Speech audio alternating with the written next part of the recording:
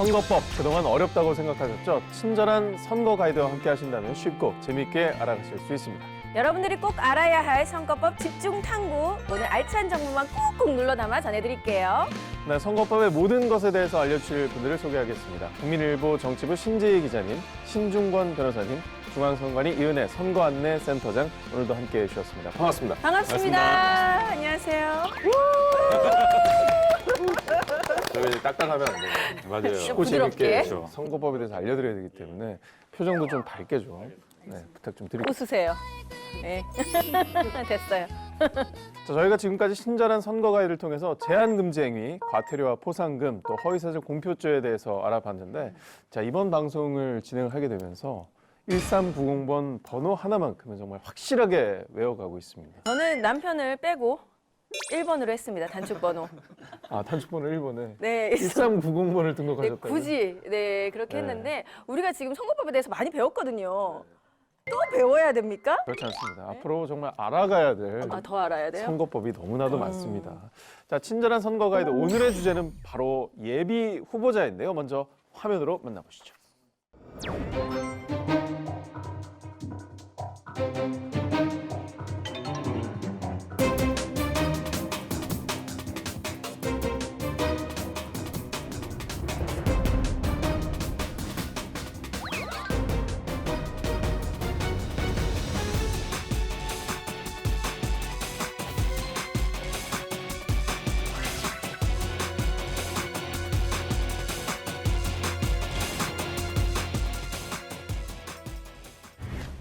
자, 앞서 나온 주제에서는 주로 위법 행위에 대한 얘기를 많이 나누는데 오늘은 예비 후보자에 대해서 알아보는 시간을 마련을 했습니다. 자, 후보자라고 하면 저에게 익숙한 단어인데 예비가 붙었어요. 이 예비 후보자, 이게 어떤 용어인가요? 정확히? 네, 예비 후보자는 관할 선거관리위원회에 예비 후보자 등록을 한 사람을 말을 합니다. 저희 국회의원 선거운동 기간이 13일로서 좀 짧은 기간이라고 할 수가 있는데요. 입후보 예정자 그리고 특히 처음 선거에 나오는 그런 입후보 예정자인 경우에는 그 2주 동안의 기간 동안 자신을 알리는 것은 너무나도 짧다고 할 수가 있겠죠. 그래서 선거운동 기간 전이라도 일정한 범위 내에서 선거운동을 할 수 있도록 하는 제도입니다.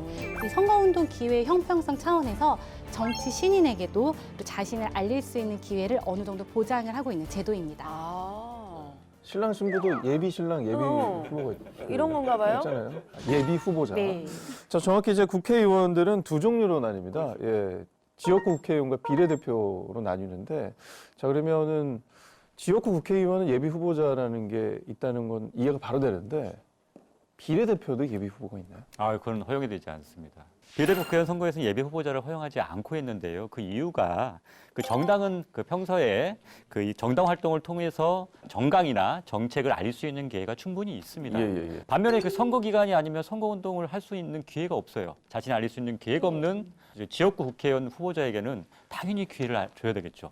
따라서 이런 경우에 비례대표 국회의원한테는 허용하지 않고 지역구 국회의원들한테만 허용한다고 해서 이게 뭐 차별이 아니다라고 해서 헌법재판소는 이걸 합헌이라고 판단했습니다. 그럼 지역구 국회의원만 예비 후보자를 등록할 수 있는데 네. 이거는 그럼 언제부터 할 수 있습니까?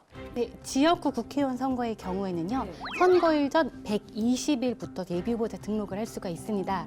따라서 제21대 국회의원 선거에서는 2019년 12월 17일이 예비 후보자 등록 개시일입니다. 자, 국민들이 먼저 총선 분위기를 알 수 있는 그 신호탄이라고 할 수 있는 게 예비 후보자 등록 기간이 아닐까 싶습니다.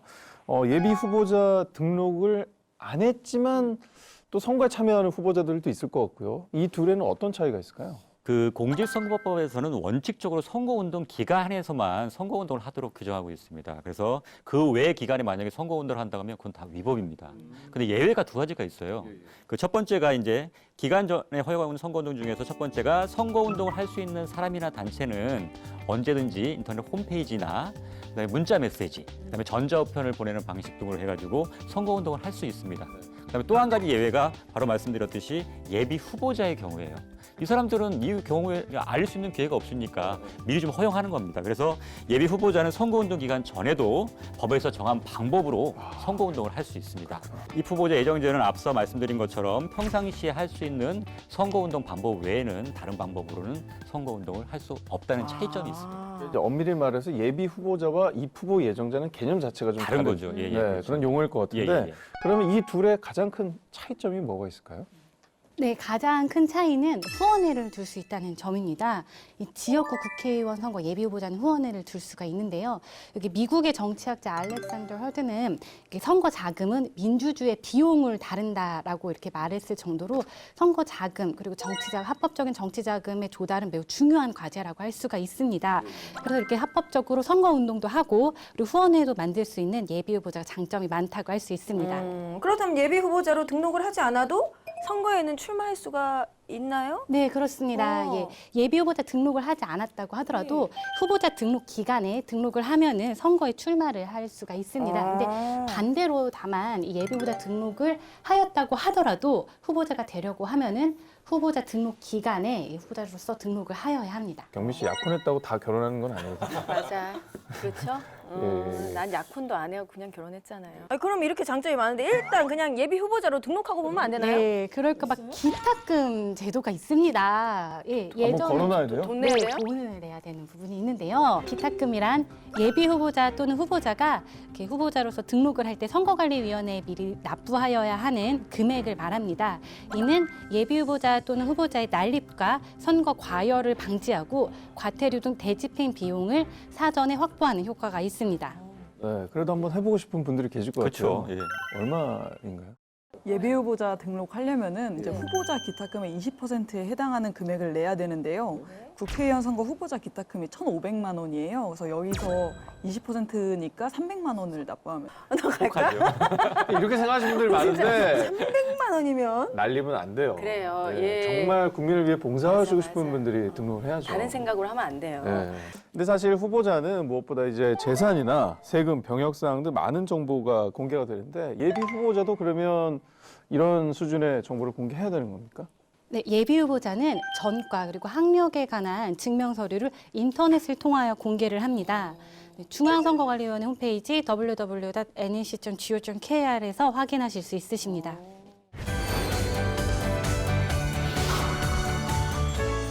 자, 예비 후보자의 가장 큰 장점이 바로 선거운동 기간 전에 선거운동을 할 수 있다는 점일 것 같은데요. 자, 이번에는 예비 후보자의 선거운동에 대해서 알아보도록 하겠습니다. 자, 예비 후보자가 할 수 있는 선거운동에는 어떤 것들이 있을까요? 지역구 국회의원 선거에서 예비 후보자는 선거사무소 1개소를 설치하고 유급 사무직원을 3명까지 둘 수가 있습니다. 또한 어깨띠나 예비 후보자임을 알리는 표지물을 착용을 할 수가 있고요. 그리고 선거운동용 명함을 배부하면서 자신을 지지 호소를 할 수가 있습니다. 그리고 또한 직접 통화하는 방식으로 전화를 이용하여 선거운동을 하실 수 있으시고요. 예비 후보자는 홍보물을 작성을 해서 이 선거구안 세대수의 10% 범위 안에서 우편으로 발송하실 수 있으십니다. 그러면은 지금 말씀해주신 방법 외에는 다른 방법은 안 됩니까? 우리가 선거 유세하면은 우리는 벽보 붙이고, 네, 선거 유세 막 하고 이런 거 떠오르거든요. 근데 예비 후보자는 앞서 센터장님이 말씀하신 선거운동 방법 외에는 허용이 되지 않습니다. 간단히 말씀드리면 예비 후보자 제도 취지 자체가 그 자신이 선거에 출마해서 이름 석자를 알리면서 그 지지를 호소한다. 이런 취지에서 만들어진 거예요. 이런 거 못하는 거죠, 이런 거? 그렇죠, 그렇죠. 네. 그래서 비용이 과다하게 들거나 아니면 자칫 과당 경쟁이 될 수 있는 그런 부분에 대해서는 부추길 선거운동 자체가 금지되어 있습니다. 그러면 이 후보자, 보통 후보자들은 이제 선거사무소 다 해놓고 개소식 하면은 큰 행사 아니니까 막 꽃 나와 있고 막 난리 나는데 예비 후보자도 그러면 선거사무소를 한 개 할 수 있다고 하셨잖아요. 그럼 아무데나 다 설치해도 됩니까? 그건 아니고요. 선거사무소는 고정된 장소나 시설에 설치를 하여야 합니다. 따라서 음식점 같은 식품 접객 영업소라든지 숙박업소 같은 공중위생 영업소 안에는 둘 수가 없습니다. 그리고 또한 이 선거사무소 개소식에 가보면은 간판이나 현판식을 자주 하는데요. 예비 후보자의 경우에도 선거사무소 외벽에는 간판, 현판, 현수막을 수량이나 규격 제한 없이 자유롭게 설치할 수가 있지만 그 선거사무소 이 건물이라든지 담장을 벗어난 곳에는 설치 개시하실 수가 없으십니다. 그리고 또 저희 법문에서는 이 에드벌룬을 이용을 해가지고 설치 개시할 수가 없다고 이렇게 규정이 되어 있습니다. 그리고 또한 기호가 결정되기 전이라도 자신의 기호를 알 수가 있으면 그 기호를 게재할 수가 있고 예비 후보자 홍보에 필요한 사항을 이제 게재를 할 수가 있습니다. 자, 예비 후보자들에게는 선거사무소 개소식이 브랜드로 치면 런칭 행사 같은 거예요. 네, 그랜드 그렇죠. 오픈. 예, 분위기가 굉장히 뜨거울 것 같은데 네. 보통 개소식 분위기는 어떻습니까? 일단 아까 말씀하셨듯이 뭔가 새로 새 출발을 하는 그런 거기 때문에 희망차고 활기찬 그런 분위기도 있습니다. 여기는 어떤 분들이 오는 겁니까? 희망차고 활기찬 분위기에? 일단 당에서 좀 높으신 지도부분들이 좀 오시고 네. 그다음 친한 뭐 국회의원분들, 네. 그다음에 지지자분들, 그다음 기자들도 이제 취재를 하러 많이 갑니다. 자, 예비 후보자가 선거 개소식을 하면서 이게 또 원칙들이 많잖아요. 예, 지켜야 될 그런 점들이 있을까요? 네, 선거사무소 개소식에 정당의 간부나 가족 그리고 평소에 친교가 있는 제한된 범위의 의례적인 인사를 초청을 한다든지 아니면 제한된 범위의 초청 대상자에게 의례적인 문자 메시지라든지 전화 초청장 등을 통해서 개소식을 알리는 것은 가능합니다. 네, 그렇지만 이 초청장에 예비 후보자를 지지 추천하는 내용이 들어 있거나 아니면은 다수의 일반 선거 구민에게 이렇게 초청장을 발송할 경우에는 행위 양태에 따라서 우리 지난번에 한번 다 다뤘죠. 공직선거법 제93조라든지 254조 위반이 되실 수가 있으십니다. 이게 챙겨야 될 게 한두 가지가 아닌데 여기에서 또 더 챙겨야 되는 게 있나요? 그렇죠. 더 있습니다. 원래는 그 선거사무소 안에서 개소식 해야 되잖아요. 그러니까 이게 뭐 편법으로 약간 공간이 너무 협소하다 보니까 예를 들면 건물의 옥상에서 아니면 주차장에서 개소식을 하게 되면 이거 다 위반입니다. 그다음에 또 한 가지는 이제 날짜별로 다르게 해요. 뭐 대상별로 아니면 뭐 지역별로 이렇게 해가지고 다르게 한 다음에 날짜를 달리해서 개소식을 하는 것도 당연히 이것도 불법입니다. 한 날짜에 그 선거사무소가 설치된 장소에서만 개소식을 해야 합법적인 것입니다.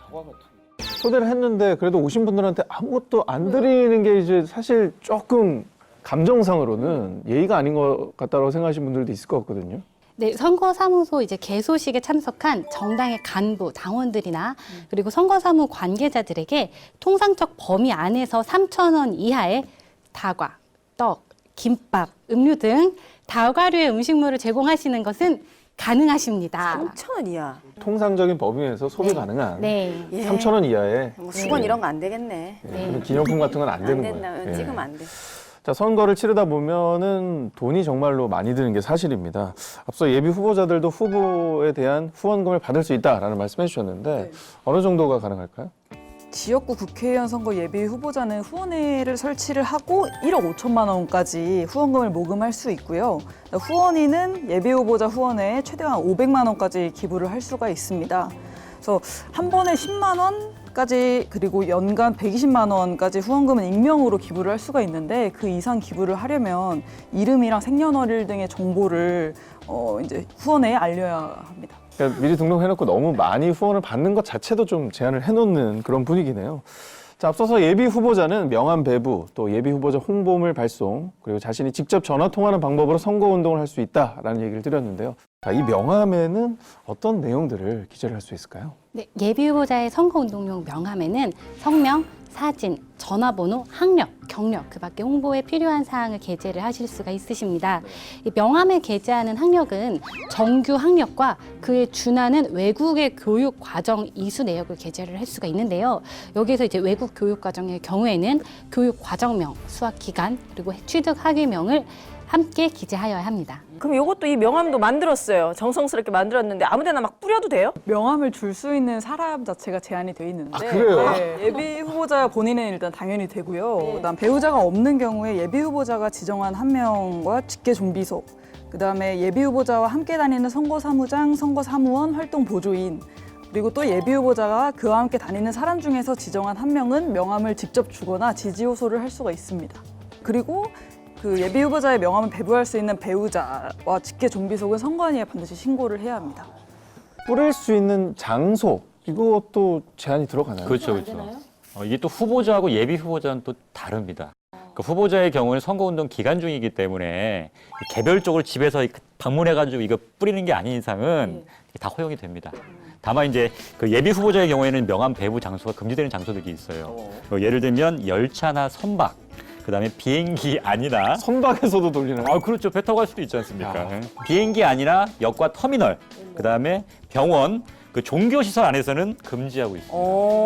그 실제로 그래서 예비 후보자가 그 종교 시설 안에서 명함을 배부한 것 때문에 처벌받은 사례가 있습니다. 그게 이게 지난 6.13 지방선거 당시에 그 모 시장님께서 후보자께서 예비 후보자 당시 시절에 그 종교시설인 성당에서의 명함을 좀 배부를 했어요. 이것 때문에 이 혐의로 이제 기소가 됐었는데 1심에서는 당선 무효인 벌금 100만 원을 받았어요. 근데 뭐 이제 항소심에서는 이제 90만 원으로 벌금이 감형되는 바람에 시장직은 유지하게 됐는데 이거 참 조심해야 될 부분 중에 하나입니다. 예. 자, 지금 말씀하신 뭐 여러 가지 장소들이 있었는데 역이나 터미널은 그래도 사람이 많이 다니는 곳이고 예, 그래 통상적으로 이용하는 곳인데 왜 여기까지가 금지가 될까요? 선거의 공정성 확보를 위함입니다. 비교적 장기간의 기간이라고 할 수 있는 120일이잖아요. 이 120일 기간 동안 예비후보자의 선거운동 기간 동안에 다수인이 오갈 수 있는 그런 공개된 장소에서 명함을 대량으로 뿌리게 되면은 일단 첫 번째로 경제적 부담이 굉장히 크게 되겠죠. 그리고 또한 일찍부터 선거가 과열될 수도 있어서 예비후보자의 명함 배부 금지 장소를 별도로 두고 있습니다. 그러면은 여기 다 안 하고 카페 마트는 어때요? 예비 후보자가 입장료 없이 누구나 자유롭게 출입할 수 있는 카페 등을 이제 방문을 해서 명함을 교부하는 것은 가능합니다. 상태 앞에서. 네. 근데 또 그 외에 이제 그 금지 장소 외에 아까 제가 호별 방문을 또 말씀을 드렸는데요. 이제 호별 방문도 제한이 되는 부분이 있습니다. 근데 호별 방문이 아닌 뭐 마트, 시장, 백화점, 공원 그리고 관공서나 공공기관의 민원실에서 이 예비 후보자가 명함을 배부하는 것은 가능합니다. 근데 그렇지만 관공서 민원실은 되지만 이 관공서의 일반 사무실을 찾아가거나 아니면 뭐 병원의 입원실, 학교 교무실에 가서 이제 명함을 배부하게 되면은 호별 방문으로 보아서 선거법에 위반이 되게 됩니다. 같은 장소라도 특정 곳에서만 허용이 되는 거네요. 네, 그러니까 일반인에게 다중에게 공개된 장소일 경우에는 허용이 되는 거고요. 네. 호별 방문으로 볼 수 있는 장소 같은 경우에는 예비 후보자 때도 제한이 되지만 이것은 또한 일반 후보자 때도 이제 제한이 됩니다. 그렇네. 또 한 가지 조금 재미있는 호별 방문 관련해서 있는데요. 배달 음식 위에 후보자 홍보물을 이렇게 딱 얹어가지고 배달하는 행위에 대해서 호별 방문으로 본 이제 사례가 있습니다. 아이디어 점수 줘야 된다. 네. 그 예비 후보자들도 명함 배부하면서 정말 다양한 분들을 만나게 되고 많은 일을 겪을 것 같거든요. 기자님이 후보자들에게 들은 에피소드가 있을까요? 네, 뭐 들었던 에피소드는 이제 명함을 나눠줬는데 바로 눈앞에서 명함을 버려버린다든지 아니면 쓰레기통을 봤는데 명함이 문턱으로 버려져 있었다든지 봤을 때 좀 참담한 기분이 들었다고 하네요. 그럴 때 우리가 길거리 다니면서 음식점에서 이렇게 주는 거 잘 받아야 돼요. 예. 예. 그러니까 이렇게 추운 날씨에 또 고생하시는 분들도 많은데 자, 명함 사례를 저희가 한번 알아봤었는데 예비 후보자는 홍보물을 또 보낼 수가 있다라고 하네요. 네, 선거 기간 개시일 전 3일까지 홍보물 1종을 선거구 안의 세대수의 10% 범위 이내에서 보낼 수 있습니다.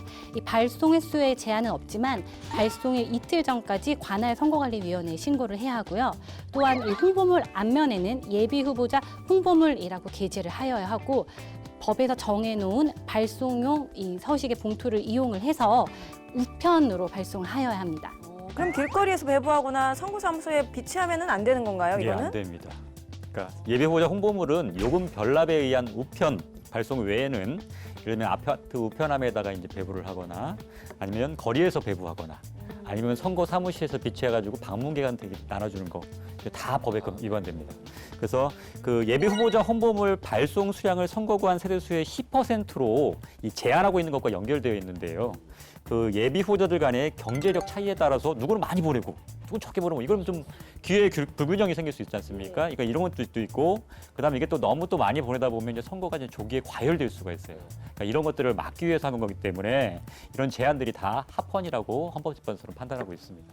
그러니까 인쇄물 같은 거야 뭐 부수랑 이런 거 세대수를 정확하게 알 수 있지만 본인을 알릴 수 있는 좋은 방법인데 아무래도 요즘에 스마트폰 이용률이 굉장히 높습니다. 이걸 활용하는 사례도 굉장히 많을 것 같은데요. 네, 그렇습니다. 이제 문자 메시지, 전자우편, SNS 같은 경우에는 예비 후보자로 등록하지 않더라도 누구나 평상시에 하실 수 있는 선거운동 방법입니다. 예, 문자 메시지나 전자우편에 음성, 화상, 동영상 등을 포함해서 선거 구민에게 보낼 수가 있습니다. 여기서 이제 예비 후보자만 할 수 있는 방법이 있는데요. 전송 대행 업체 위탁해서 전자우편을 발송하는 경우에는 예비 후보자로 등록한 분들만 하실 수 있으십니다. 그럼 우리가 그 문자 테러라고 하잖아요. 그냥 한 번에 막 보내버리는 거 불특정 다수에게 이런 건 어떻게 되는 겁니까? 공직선거법에서는 이를 자동 동보 통신의 방법이라고 규정하고 있습니다. 좀 말이 어렵죠. 예. 자동 동보 통신. 그러니까 이게 자동 동보 통신을 이용한 문자 메시지 전송은 그 예비 후보자와 후보자한테만 허용돼 있습니다. 그래서 후보자 때를 포함해서 총 8번까지 가능하고요. 그 선관위에 신고한 한 개의 전화번호만을 이용해야 됩니다. 다 제한이 있어요. 안 되는구나. 또 반드시 그 선거운동 정보 및 수신 거부할 수 있다는 그 의사표시가 반드시 명시돼 있어야 됩니다. 미리 그렇게 다 저희가 잘 막아놓은 그렇죠. 시스템이 있는 거군요. 그렇죠. 허술하지 네. 않습니다. 네. 자, 그러면 직접 전화 통화, 전화를 거는 방법은 어떻게 사용을 하나요? 그 예비 후보자는 전화를 이용해서도 선거운동을 할 수 있는데 네. 이 경우에는 예비 후보자가 아닌 가족이나 선거운동원이 전화하는 경우는 위반되고 또 야간에 하면 안 됩니다. 그래서 밤 11시부터 다음날 아침 6시까지는 전화로 선거운동하는 게 금지되어 있습니다. 화나죠, 보면. 자, 내년 총선 예비 후보자들은 벌써 선거운동 준비에 첫걸음을 뗐을 것 같은데요. 오늘 함께 알아본 예비 후보자 제도에 대해서 기억하시면서 예비 후보자분들도 선거운동 꼼꼼히 지켜봐 주시길 바랍니다. 자, 친절한 선거 가이드, 공정한 선거를 위해서 예비 후보자에 대해서 알아봤습니다. 정경무 씨 오늘 네. 함께 하신 이 시간 어떠셨습니까? 아까 300만 원대 살짝 혹했는데 한번 등록하시겠습니까? 나도 해볼까? 이런 생각했는데 아무나 하는 게 아니다. 이거는 정말 뜻이 있는 사람이 하는 거지. 좀 반성을 했었습니다. 예비후보자 제도는 선거운동 기회의 형평성을 위해서 정치 신인에게도 자신을 알릴 수 있는 기회를 도입하기 위해서 도입된 제도입니다. 우리 일반 유권자 분들께서도 어떤 이제 대표자가 나를 제대로 대표를 할 수 있을지, 어떤 정책이 나를 대표할 수 있을지에 대해서 찬찬히 시간을 두고 생각해 보실 수 있는 기회가 되었으면 좋겠습니다. 네, 공정하고 깨끗한 선거를 위해서는 입 후보 예정자의 준법 의식과 위법 행위에 대한 유권자의 신고 정신이 무엇보다 중요하겠죠. 네, 불법 선거운동으로 선거의 공정성이 침해되는 것을 방지하는 선거법. 위반 행위를 목격할 경우에는 전국 어디서나 국번 없이 뭐라고요? 1390! 기억해 주세요. 네. 자, 선거 정보를 바로 알고 선거에 참여하는 일, 민주정치 발전으로 가는 길입니다. 오늘 함께해 주신 시청자 여러분 감사드립니다.